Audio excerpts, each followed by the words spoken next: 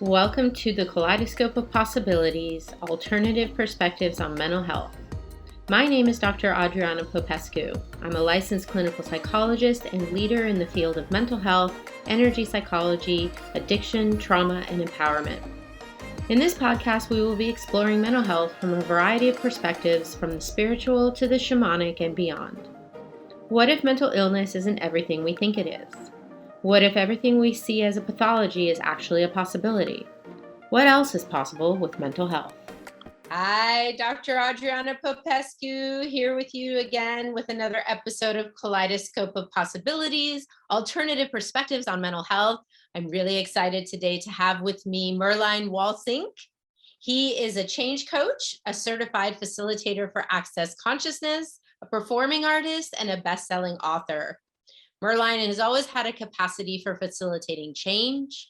With a background in the creative arts, the stage has always been a place from which he can inspire the world. Using the Access Consciousness tools, Merlijn's forte includes energy transformation, taking tension out of bodies naturally, allowing rigid and deep judgments to change, and empowering his clients to navigate the energies surrounding their daily life with ease. Merlijn isn't the only contributor to his work. Magic Merlot, his drag persona, also helps add a less serious and more experimental creative outlet to his coaching practice. His clients have changed depression, long-lasting body pain, healed old and acute injuries, and many have also learned to love and receive their body and their life. Welcome, Merlijn. Hey, Adriana. So stoked to be on your podcast, hey? Yes. Gosh, where do we want to start? There's so much to talk about. I always like to begin with my guests, just getting a little bit about their background, how they got to where they are today, a little bit about your experiences that have maybe shaped your life and the work that you're doing now. Wonderful. Yeah. Let's do the short version. So as a little kid, I was like, who am I in the world? And I didn't really realize that I was like so aware as I am, like like probably like 100% aware.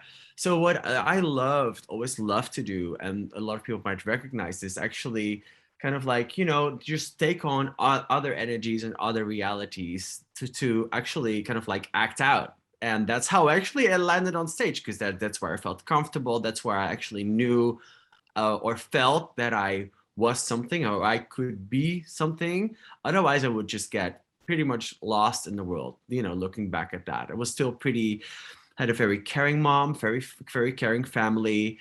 My mom always tried to kind of like give me some life tools to actually deal with kind of like being high sensitive and all of that, all these traits that I would say all these more, ADD autistic kids have. I never really got officially labeled or diagnosed, but if I look at all that, that whole spectrum, that was definitely present.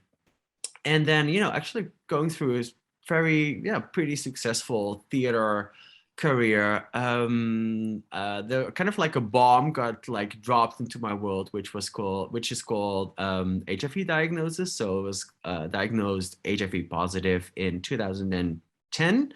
So that's like 11 years ago.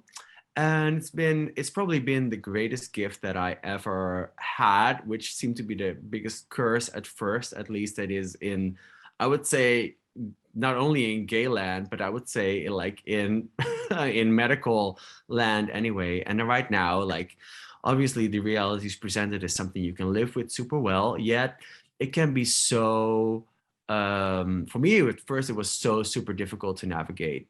So also that, just kind of like I didn't want to buy the whole heaviness around all of that. There was always like this resistance against me that inevitably just got me into question, into living from possibilities rather than conclusions and answers, which sounds really fairy like if I say it like that, yet it's opened me up to more and more and more and more, and also gotten me to work with the Access Consciousness tools, which we're both very familiar with.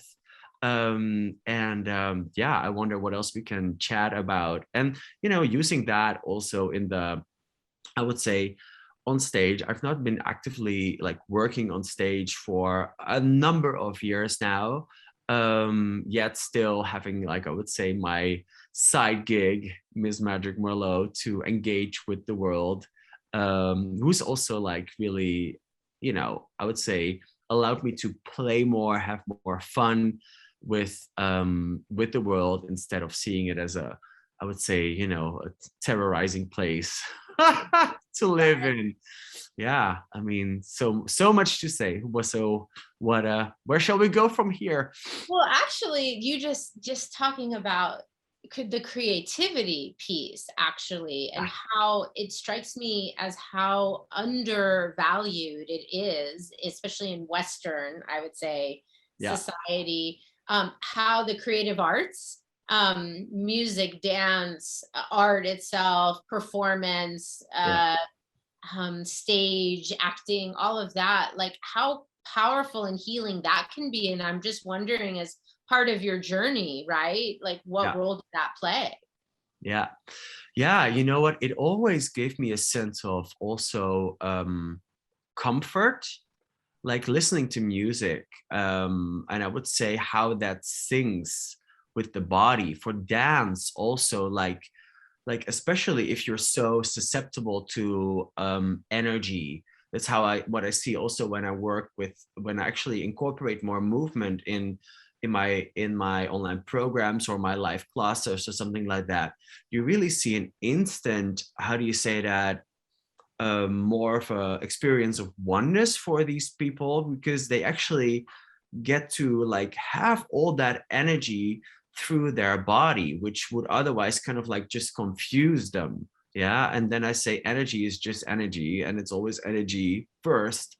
So for me, when I dance, and when I would dance, you know there would always be like, and it could be like some work and training and technical classes, or more, I would say, experimental classes, or just putting on a show with your body. I mean, your body is your, I would say, creative partner, like in all of that. Having all that energy go through your body can just be so incredibly healing, because it goes beyond the mind.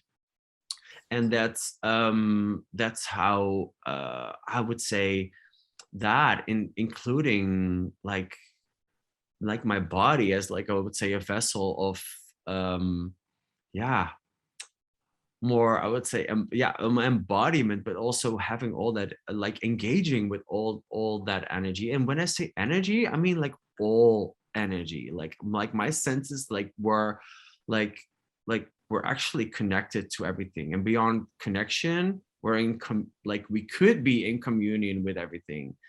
And if we leave all that energy out of our body, because it would either confuse us or create depression and stuff. Like for me, when I actually, dance and move, also when I work out, actually the inspiration comes because like I move enough, there's enough chaos in my body. So there is actually, like, I would say, like a sense of peace with everything that would otherwise, depress me before. That's what I notice also when I work with people. It's like I ask, like, do you move your, like, does your body have enough movement for you to be actually happy? And usually the answer is no. So it's like, what movement would actually, be fun? And first it kind of like feels kind of funny, but then when they get the gist of it, then it's like, oh wow, this actually really helps me in my business also. And when I do my bookkeeping, when I do my, all these things that have to do with the head also. Yes, I used to actually take hula hooping classes. And I Fabulous. remember every Monday evening. And when I would come back from my hula hooping classes, I felt so inspired and alive. It really is true. It's not just, again, Western medicine would say, well, yes, when you're exercising, you're getting your dopamine levels up. And yes, I'm sure that's part of it. But Yeah. it's more like, what are you actually opening up to? Because most of us, I think, in this reality are living in this very protective kind of shut down, like, I don't want to feel what's going on around me. It's too much, especially if you're highly sensitive. You're like, I can't deal with everybody else's stuff. Yeah. And so when you're cutting that off, you're also locking yourself in. But when you do the movement and you're Yeah. allowing yourself to play with different energies, it's Yeah. like how much more creativity, how much more of you do you start having access to? Yeah, totally. I mean, that whole, like, you just did it basically. Like I have to, like, remembering the moments in school when I was like doing this on my chair, like just rocking back and forward, and we got told off for it. It's like, don't do that on your chair, you might fall. Well, it's actually just a way to move with or to facilitate all that energy. I mean, I would say, like, we're like wizards, like 24/7 and beyond time, like on the infinite scope of being. And now we have this, gorgeous body, or whatever your point of view is about your body. And like, we facilitate energy all the time. When I realized that, and that was like further down the line, I could also see, like, where movement and um like music and all of those things that actually really have to do with, like, receiving your senses, and receiving your, not only your physical senses, but also your energetic senses. Like, people, we call it the sixth sense, but I would say it's like the first. It's like, our awareness. Like, we were talking about high sensitive, but I would say actually it's just like super aware, or very aware, or just aware. Right. Just kind of like simplifying that a little bit, because usually it's made very significant also, which creates an extra, I would say, density to, oh my God, I'm so super aware. Well, you're just aware, and you can actually kind of like move with all these energies. Like, Right. like how much more fun could life be, right? Like, I remember studying dance in New York in 2008, and this was before I got to know of the tools of access consciousness, which kind of like would, I would say, it was like three tools that created most, I would say, first psychological freedom, then also physical and energetic, I would say, autonomy more. Energetic autonomy has been something that I've been talking about for a while, which is something that is like people are so disempowered in. However, I was disempowered in that too. I have no idea that I was aware of the whole world all at once. Like, a lot of people, like, they have the feeling they have the world on their shoulders. Well, are you actually aware of the world? And then when you take a fixed point of view, it might all just kind of like a big magnet, or like a big radio receiver, just like align, like match up to those waves, right? So when I lived and studied in New York at first, and did like the whole dancing thing, very prestigious. So I used to be depressed a lot, and even through the dancing, it was like, like there would be the sense of freedom, but it would be accidentally. Like, and a lot of people might also realize that, oh my God, when I move, I actually get, oh, things just loosen up and stuff, and I feel better afterwards. So remembering that, that always stuck with me, that it's like, why do I have these moments of all of a sudden, like, accidental? It's like, oh my God, I'm feeling great, I'm like having a sense of me, or I like a sense of space. Then I didn't just call it space, I called it feel good.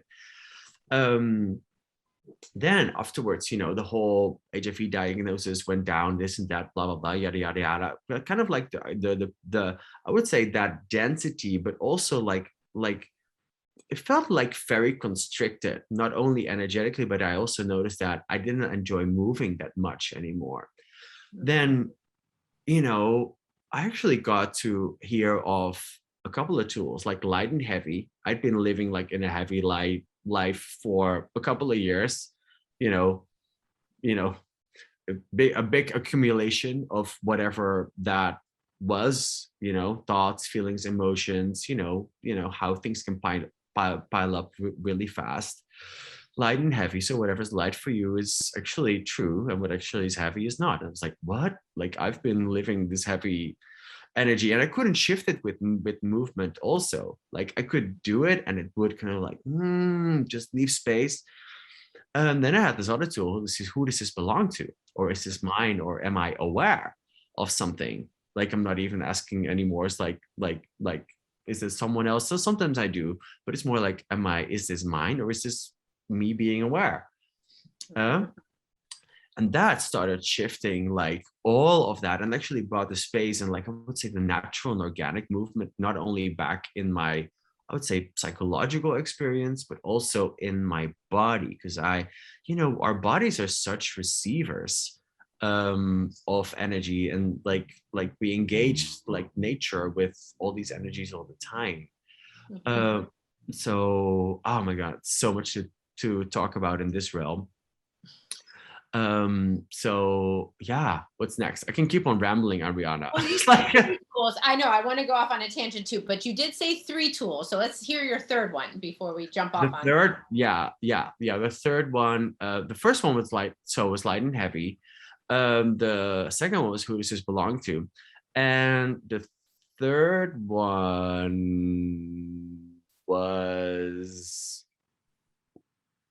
I'm not sure, like, can you cut in your recordings? It was actually the clearing statement. Yeah. But I'm not sure if you do. Yeah.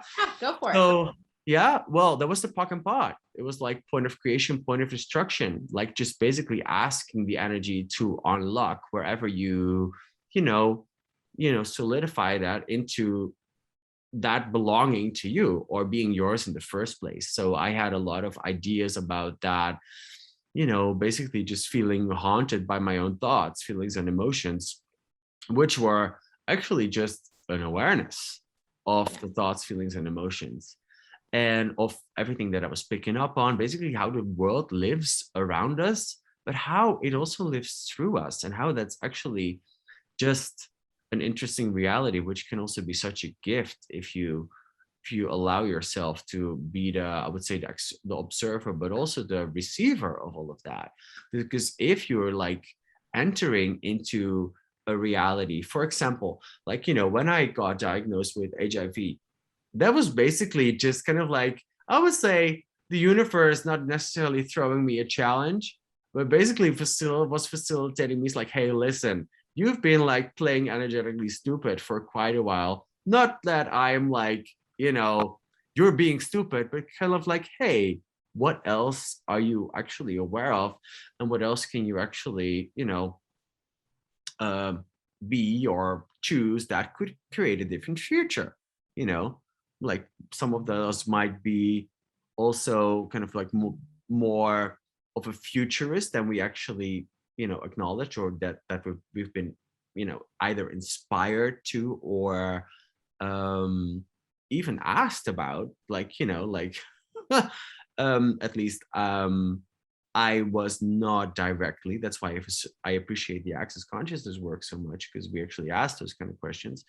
But so it was basically like, hey, so what else are you actually aware of? Only it took me a while to get clear on, okay, so why am I feeling this heaviness all the time? That's not even really a question. What ultimately was the desire to just become more conscious and to actually acknowledge how aware I am and how aware my body is also. And that, we could either function as a sponge for all of that energy, or we could actually acknowledge ourselves like, wow, how cool that we are so incredibly aware. So, and if you're so aware, you might be aware of all the densities attached to a certain reality. For example, if someone would tell you like, hey, we found like you are HIV positive, first, that's a very interesting statement, because what do they mean with you? Is that like you, the being, or is it you, the body? So that in the first place was already super confusing. But then, like here we are 11 years down the line, and me's happy, my body's happy. What else is possible in that whole realm? So but having thrown that in your direction, that, like, when I work with people that are either working with, that have either been like either had or confronted or had it in their family, like I got a disease, you get presented this whole reality is being bombarded at you, like that doesn't even belong to you. It's like literally not like most of that all those like energetic and mind structures and all that mind control that's even in there. Like I'm like I could call it mind control. Like, you know, I've been through it all. Most of it is basically designed to put you in a program of that certain disease. Pardon me, I wasn't sure that was still on. So then, you know, basically podpocking my way through all those experiences and asking like, hey, is this even mine, or am I aware of that, basically got me out of willing to kill myself, being on suicide mode 24/7, and also just feeling depressed and having that sense that, you know, I got discouraged in my ability to change, and that anything, and that is what most, I would say, disempowered magicians have had all along, and what I see, like I would say, dramatically changing in a great way. I'm not sure what your experiences are with that, Ariana, but I've seen a very profound shift over the last 1.5 year for people actually that desire a different reality, with whether it is disease or whether it is empowerment, or actually out creating the disempowerment that they've lived for so long, to actually get some, you know, to get, you know, to roll up their sleeves and do the work, even though it kind of like having like dealing with all these kind of like, I would say, more subtle energies, like who does this belong to, light and heavy, just having like basically clearing out that internal compass and actually getting clear on that and trusting that. I mean, it can be quite a challenge, but like having like the freedom that I got after 3 days of podpoc, who does this belong to, is this light or heavy, oh this is heavy, who does this belong to, oh was this even mine, or was I aware of this, you know, just like basically unwrapping the gift of awareness that it's put on top of a physical disease, creating all this psychological mind trips. I mean, that was quite the gift that I was just ready for. And I've seen people unwrap in so many phenomenal ways throughout the years. So yeah, wow, that was a whole story. No, that was wonderful. And there's so many things I want to say. I'm reminded, you know, there's, I guess, a Chinese symbol for crisis. And in crisis, there's two interpretations. One is danger and one is opportunity, right? And so some people, especially I think with the traditional medical view, the medical reality, would see a diagnosis of HIV, or could be any diagnosis of Yeah, whatever disease, including mental health yeah, disease, as a crisis, as a danger, as a problem, as something negative. And I mean, we know when a doctor tells you you have this disease and it could potentially kill you, people who buy that point of view will generally create that reality. If the doctor says, hey, you have cancer and you've got 6 months to live, if people believe that, they will die within 6 months. They've even yeah, researched this and they can, you know, yeah, verify that that's true. So much embedded in what you're saying is this also this idea that your point of view is what creates your reality. yeah. And you did not buy the medical, well, you may have at first, but you did not buy into the medical point of view about having HIV and how it's going to destroy your body and your life and whatever. Yeah, yeah, yeah. And also, I wasn't sure what else it was. I knew that you might die, you know, like I remember because I was a rebel.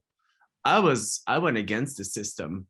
I was like, you know, first I was like, okay, I'm gonna get in and, you know, I'm gonna get some meds and, you know, but then they were like, we're only gonna treat you when you're sick enough. And that just exploded. I was like, I cannot live like this. I just had imposed this whole, oh my God, yeah, you are infectious. And now with everything I know now about what else is there about viruses, which is extremely censored, throughout the years, is that, is it even that contagious, or is it actually something that exists within the body and that's being brought out with whatever interventions? I wonder. But having that reality, and it's like, we will only start medicating when you're sick enough. That was basically the protocol 10 years ago. And I talk about 2010, the protocols have changed.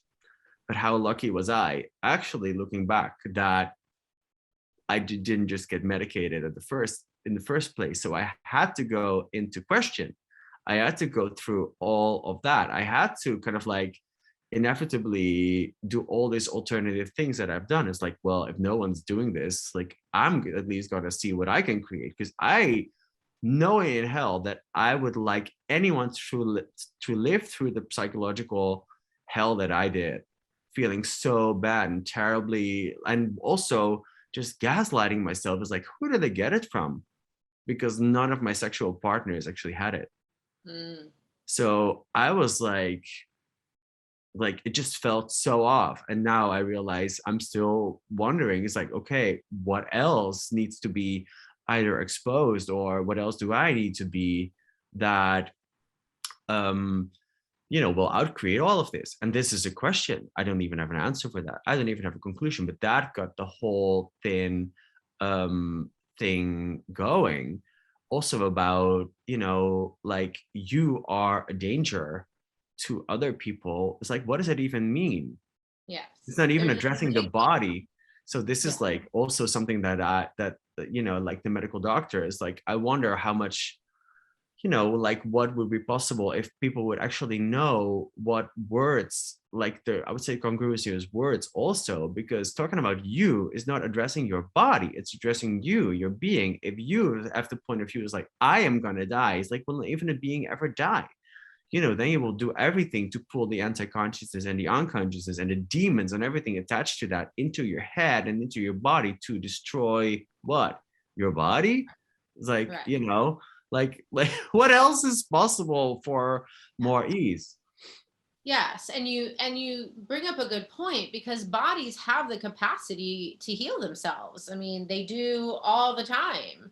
They heal themselves of all kinds of things, but it's we, the being, when we take on a certain point of view, that we sometimes cripple is the word that comes to mind. We cripple our body's ability to heal itself, right? If I buy the doctor's point of view that I'm going to die from this thing, I'm not allowing my body to work its magic and do and heal itself and recover itself.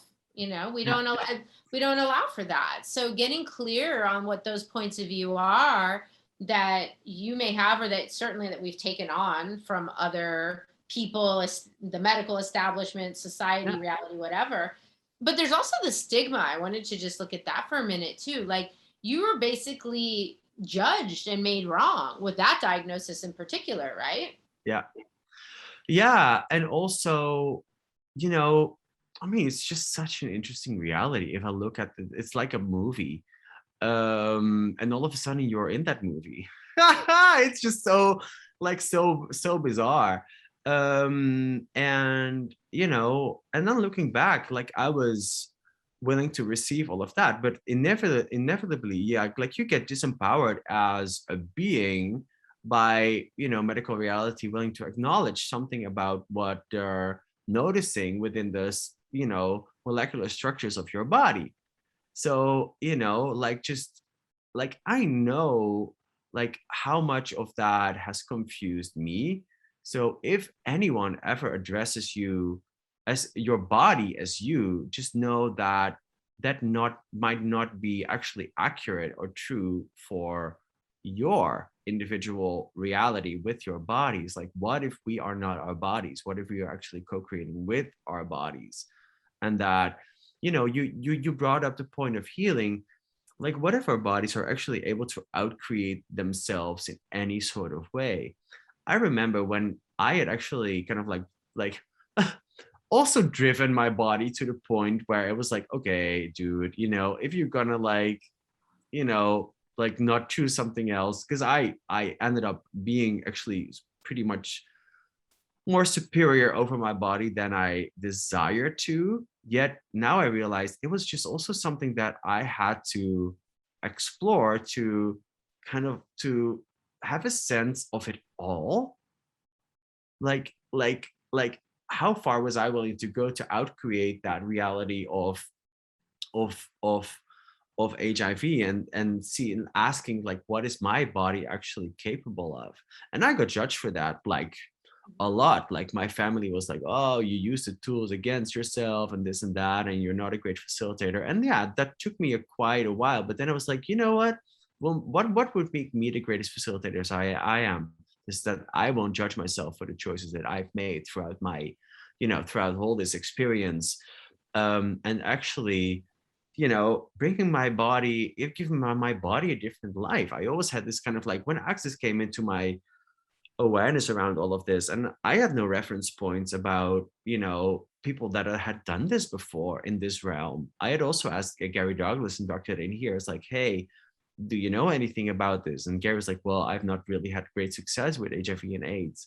This is what you could try. This is what you could try.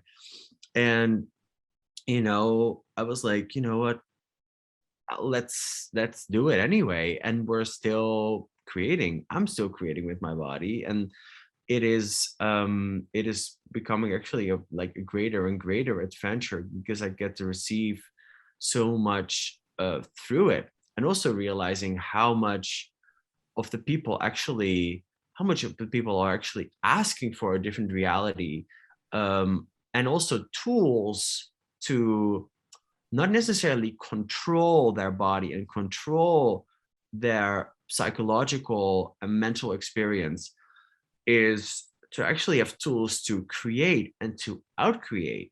Because like talking about healing, I would say, is adding more consciousness to whatever that is, like releasing judgment, or because, like, how much points of view, like are we living and, like, bestowing upon our bodies, like 24/7, at least how I used to do that we're actually creating that reality. But then again, I and my body knew different. So there was this fight until we got, like, who does this actually belong to? Like, it's even our reality? No, not really. Is this something that is really active in the world? Yeah, that's also something. So then actually starting to outcreate, because when I got into the hospital with 2 collapsed lungs, yeah, I even created that. That was a trip. That was a trip. They were like, we cannot even believe you're still alive. It's like, well, I ain't going anywhere. So, but it was like, for me, it's like, okay, what energy, space, and consciousness can me and my body be to outcreate this with like total ease? And that was one rocky road. But then again, what it allowed me to do in all those moments, also with all the doctors, everything that I resisted so much. I know so many people resist medical reality because it might not be what they desire to have. And then again, I was like, well, if I'm an infinite being, it's like, what is actually the gift in me landing up here? What did I ask for? Did I ask for exclusion of life on planet Earth, or did I ask for inclusion of life of planet Earth? What is it that I'm actually living now that is so beyond what I ever thought I, am here for and desiring? So that, like, I don't know, that whole situation just allowed me to keep on dropping the judgments about me, about doctors, about medical reality, about, I would say, also everything to do with big pharma. I mean, I know there's a lot of resistance and anti-pharma talk, and a lot of things that are not necessarily designed to empower conscious embodiment. And also just being like, oh, well, that's all very interesting reality.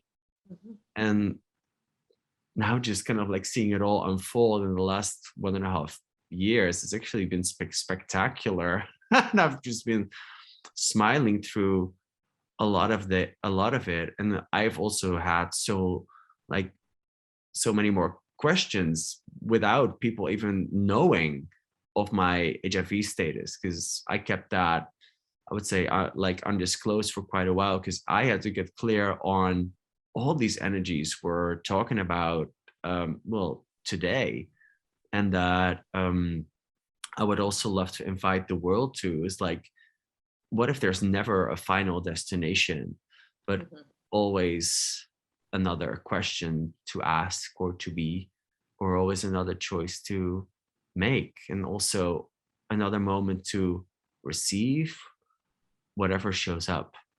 Um, what if, however terrible it looks or feels or sounds, is like those 10 seconds. If you don't stick it into place, it can always change. And yeah, how does it get better than that? Wow, how does it? I love listening. I love listening to you talk, Merlijn, because to me, it's like, you came here to planet Earth embodied in a body, and you've just sampled this giant buffet, right? You come like because we all have that possibility. It's like there's this huge buffet called life, and there's lots of different experiences you can have, and some of those dishes will be divine and orgasmic and wonderful, and some of them are going to taste like shit. But all of it can be used to open up more questions and choices and possibilities and contribution and all of that, right? You've just taken everything you've created and experienced and like turned it into something that can allow you to grow and keep expanding. I mean, Yeah. what a gift that is, because most people faced with similar circumstances would collapse under it, would take it as a death sentence, would get horribly depressed, might turn to drugs and alcohol. I work with addictions, a lot of that is about people giving up. Yeah. Yeah. And basically also giving up on what they know. And what I find the funny thing about knowing is that it doesn't have an answer. So if you might be searching for different possibilities and it looks like you're never getting anywhere, it might just be because you're being a constant question, a constant wondering.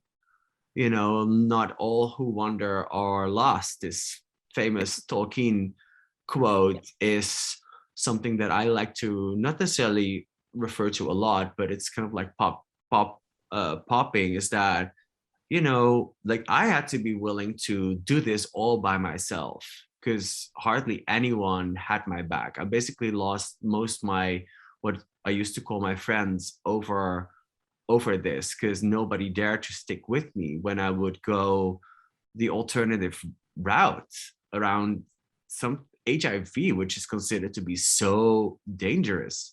And now I'm also in the question because, what would happen without my medication?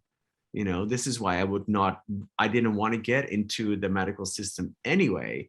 But it was like, did I want to be right or do I want to live and actually be creative? Like I will live anyway, but do I want to live with this body? I wasn't ready to just leave. I was like, I'm not done here. And when I realized that also, it was like, wow, everything that I was fighting against, because I was a big fighter. Like it was tough. It was tough, but also merely tough to, I would say, face like really get vulnerable, where a lot of people would, I would say, get caught up in demon land. I mean, I like I would say there's so many things that we make greater than our own capacity to choose and change. And I also realized that it is so much easier to make something else, I would say, more solid than your own power to change and choose, because that power or that potency that we be of choosing and allowing change or being change is so less tangible because we are being it. It's not something that we can grab or hold on to. So for me, it's been also merely getting used to a sense of being that creative energy with all the molecules of my body, with everything that, I would say comes my way, but not only just comes my way. I've chosen to step in this direction. I've chosen to show up in this particular time and space. I've chosen to kind of like, not always cognitively, but if you realize that you are the chooser of your reality, whether you realize it or not, so many more things will make sense. And a lot of the things might not make sense at all. Like, why the hell did I choose that? Yeah, well, what was right about it? What did you need to get out of that? So that's how often like people judge themselves for getting something, or for even getting an STD or something, can be a whole freaking mind trip. And I would say like you get like, it's an extra present from this reality. You can either buy the mind trip or be interesting point of view, and like, is this mine or is this my awareness? I like to say, because we always have this, also have this version of the two, is like, is this mine or someone else's? And I'm like, like that also, like, if you're a little bit autistic, you even go like, zoom in on those words, like, if is this mine or is this my awareness? Because it's actually also 100% your awareness of that reality. It's like, for example, like when I lied in the hospital, when my body was basically kind of like out creating itself, like, I could say struggling to stay alive, but like, looking at what's a different point of view about that, it was actually out creating itself all the time. It's like, on, more, question, doctor, I need some help, I need another syringe down my sides because the tube is closed, we cannot breathe, put me on the ventilator. I mean, that's why we got to that point. I could judge it, but I could also ask, like, hey, what else can I do? What else can I, what other help can I have? It was just pretty bizarre to actually realizing that all at the same time. That was actually pretty like, wow, okay, interesting reality. And by that time, I already done Access for 5 years, and I should become a facilitator. That was pretty spectacular. However, where was I gonna go? Oh God, I feel like I'm on this whole trip with you, Ariana. Like, how we doing? Well, Pulling actually, it out? Are you pulling it out on me? What's I know. happening? Well, I'm a therapist, right? I'm good at doing that. So, Yeah. but we do need to start winding it down. So tell us a little bit about your facilitation, your offerings, how you're working, like everything you've learned, this giant buffet of experiences you've had. How do you now work with others? If people want to work with you, how can they find you? Tell us more about all that. Thank you. Yeah. So, how do I work with others? Is like, I really love, how do you say that? I do a lot of online work with people, but I also really love the live training. So, what would it take for traveling to ease up also a tad more? But then again, here is also my sense is like, how creative are we going to have to get in all these areas out creating ourselves all the time? So that is, I would say, also on the menu. People can find me on merlijnwolsink.com, where yeah, it's like also in the remake, because I would say the world is also calling for more of this. It's basically online programs. I also give the I would say the foundational access classes, the core classes, bars, and foundation, and we'll also be creating more classes around all the things having to do with the disease reality, to basically facilitate a different reality with disease and whatever comes up around it.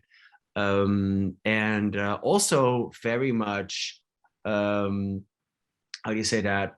I do work a lot around um, with the psychology around sex and around body stuff and all of that, and obviously also transformation and gender. It's very much I would say up my alley.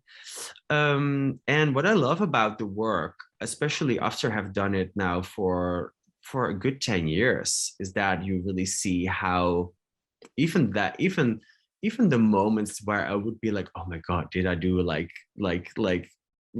how is this gonna work out, basically, is that I see so much of the people just flourishing in their lives and actually being stronger now and preparing for their future already back then. That was like, I mean, it's just such a gift how to see how the innate choice and capacities that people are, that there's so much unwrapping of that at the moment. I've it's probably always been like that, but it's like it's even more now because maybe I am just more transparent with this whole thing that we're talking about right now. So if people want to get a taste of that, I have a bunch of free calls on my website also. So, about receiving judgment, having more ease with all the bodily changes. What else? Trusting you. There's a couple of things they could get into to really get into, I would say, the facilitations, the clearings, and all of that. So look it up if you want to have some more of that. And what else is possible? And we will add all of that, your links and everything, to the show notes. So thank you so much, Merlijn, for sharing your vulnerability and the magic and the gift that you be, the wizard you truly be. It's really been a pleasure. Any final words you want to leave us with? Thank you so much, Adriana, and to all the listeners. I really hope this, you got something out of this. And also, it's like, what if there's always another question?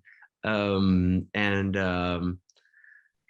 else is possible for the future? Really grateful to be on and to be in the, I would say, the impressive series of speakers you've had so far.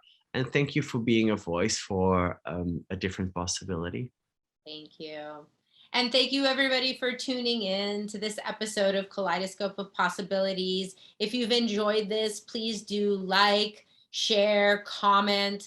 Let's get this information out there in the world so that more people know that there is another possibility available when it comes to health, well-being, and all of that. I'm your host, Dr. Adriana Popescu, and please tune in again next time to Kaleidoscope of Possibilities.